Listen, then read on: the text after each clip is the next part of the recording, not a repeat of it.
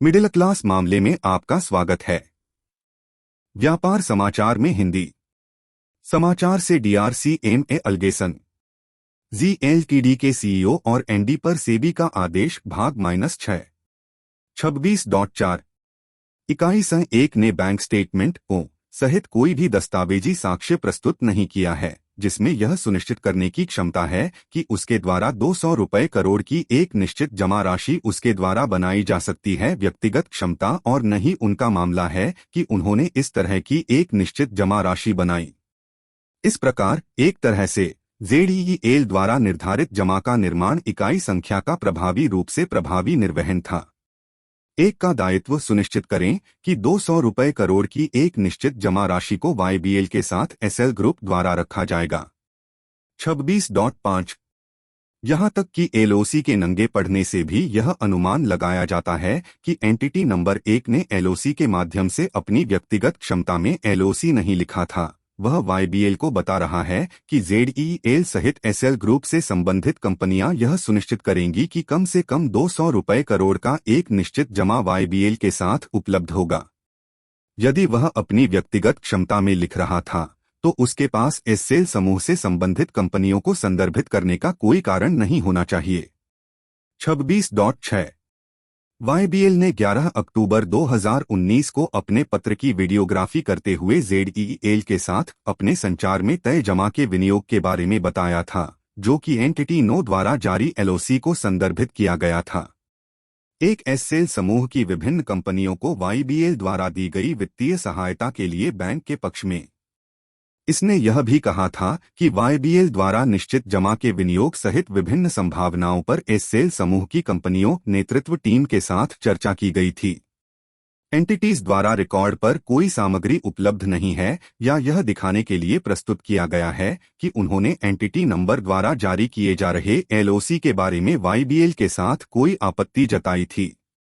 एक अपनी आधिकारिक क्षमता में 27 एंटिटी नंबर 1 ने यस बैंक लिमिटेड बनाम जी एंटरटेनमेंट एंटरप्राइजेज लिमिटेड और ऑर्स के मामले में माननीय बॉम्बे हाई कोर्ट के आदेश पर निर्भरता रखी है।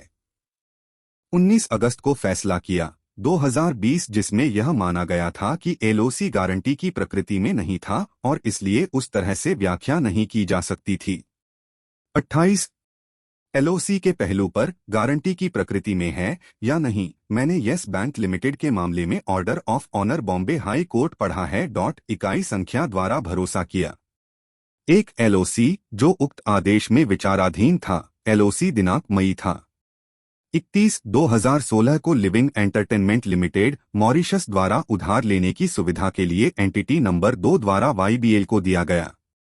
उक्त LOC की सामग्री और पार्टियों के आचरण की जांच करने के बाद माननीय उच्च न्यायालय ने पाया कि LOC दिनांक 31 मई 2016 को इकाई संख्या द्वारा दिया गया था।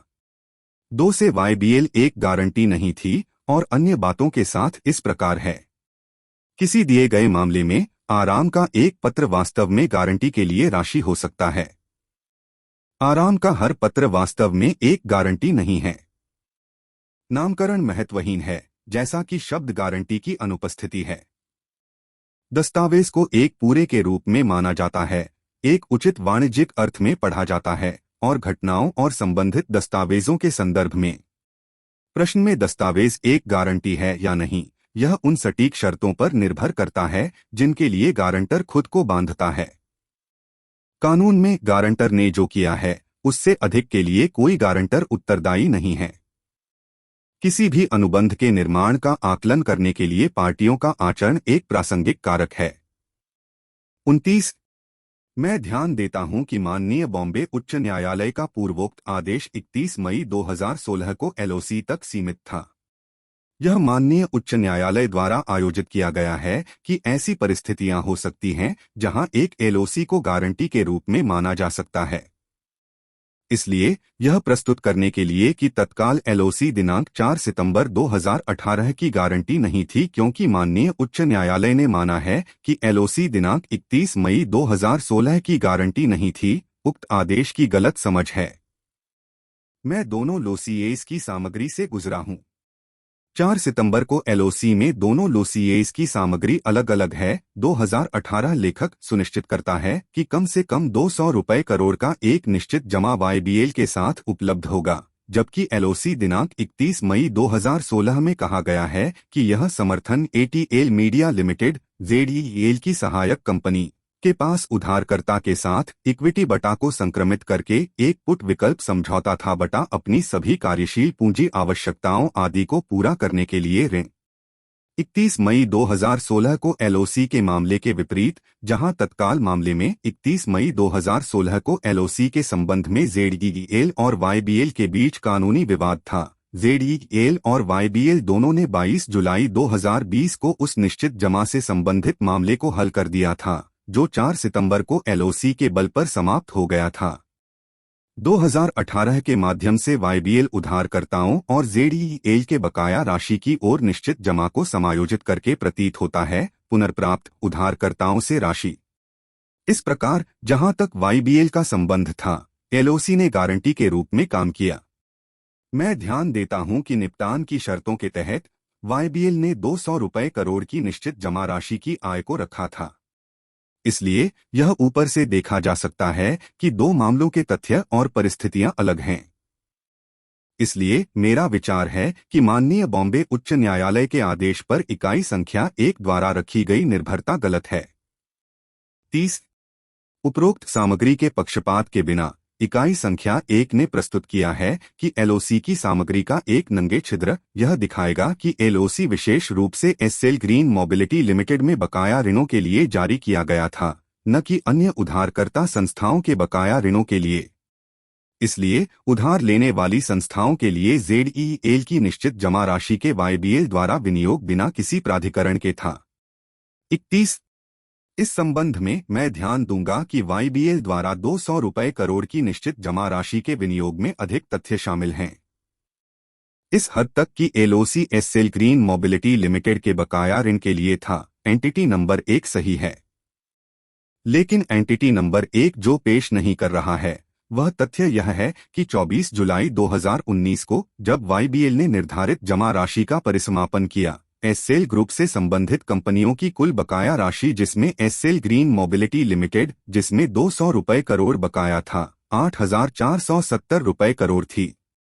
11 अक्टूबर 2019 के अपने पत्र में वाईबीएल द्वारा दावा किए गए अनुसार कंपनियों के एसएल समूह की नेतृत्व टीम के साथ चर्चा करने के बाद YBL SL green mobility limited के बजाय 7 एसोसिएट एंटिटीज के बकाया के लिए निर्धारित जमा को समायोजित करने का निर्णय लिया गया। क्या वाईबीएल पहले स्थान पर निर्धारित जमा को विनियोजित कर सकता था? वाईबीएल और जेडईएल के बीच विवाद का विषय है, जो कि वे पहले की तरह तय कर चुके हैं, जैसा कि पहले चर्चा की गई थी, एक तरीके से जो एलओसी में वाईबीएल को एंटिटी नंबर 1 द्वारा दिए गए आश्वासन को विश्वसनीयता प्रदान करता है। हालांकि तत्काल मामले के उद्देश्य के लिए तथ्य यह है कि एलओसी एंटिटी न द्वारा जारी किया गया था। एक और उसी के बल पर जैसा कि वाईबीएल द्वारा जेडईएल को स्पष्ट रूप से सूचित किया गया था, 200 रुपए करोड़ की निश्चित जमा राशि वाईबीएल द्वारा परिसमापन की गई थी। जैसा कि पूर्ववर्ती पैराग्राफ में उल्लेख किया गया है, उपलब्ध सामग्रियों के आधार पर एंटिटी नंबर 1 यह पुष्टि करने में सक्षम नहीं है कि एलओसी उनकी व्यक्तिगत क्षमता में जारी किया गया था। इसे अलग तरीके से रखने के लिए क्या उधार लेने वाली संस्थाओं के लिए जेडईएल की निश्चित जमा राशि का वाईबीएल प्राधिकरण के बिना था, हालांकि जेडईएल द्वारा तय किया गया था। तत्काल मामले में जर्मे नहीं है, जो एलओसी और परिपत्र गैरवास्तविक लेनदेन जारी करने से संबंधित है। फंड ट्रांसफर 32 अगला मुद्दा जो विचार के लिए उठता है, क्या एंटिटीज यह प्रदर्शित करने में सक्षम हैं कि 6 एसोसिएट संस्थाओं ने निश्चित रूप से निर्धारित जमा के बराबर जेडईएल को हस्तांतरित धन दिया है, जो कि तरल था 6 एसोसिएट संस्थाओं के बकाया के लिए वाईबीएल द्वारा। 33 पूर्वोक्त मुद्दे का निम्नलिखित मापदंडों पर उत्तर दिया जाना है। 33.1 क्या संस्थाएं अंतरिम आदेश की प्रथम दृष्टया खोज का खंडन करने में सक्षम हैं कि विभिन्न कंपनियों और बटा के बीच फंड लेनदेन बटा या बॉडी कॉर्पोरेट्स जो कि प्राइमा फेशियल स्कीम का हिस्सा हैं, गैर वास्तविक लेनदेन हैं? 33.2 क्या संभाव्यता के आधार पर संस्थाएं अंतरिम आदेश के प्रथम दृष्टया निष्कर्षों का खंडन करने में सक्षम हैं कि धन का परिपत्र आंदोलन डिजाइन द्वारा था और संयोग नहीं था। कृपया वीडियो को लाइक करें। कृपया चैनल को सब्सक्राइब करें। कृपया वीडियो को अपने दोस्तों और रिश्तेदारों के साथ साझा करें। देखने के लिए धन्यवाद।